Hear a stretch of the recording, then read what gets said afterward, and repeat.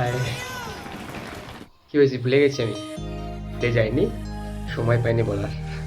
এখন সময় পেয়েছি, ভাবলাম টাইপ করার থেকে মুখেই বলে দিই ভিডিও করে, বেশ বেশি ভালো লাগবে তো। I am late, sorry. I wish you very very happy birthday to you.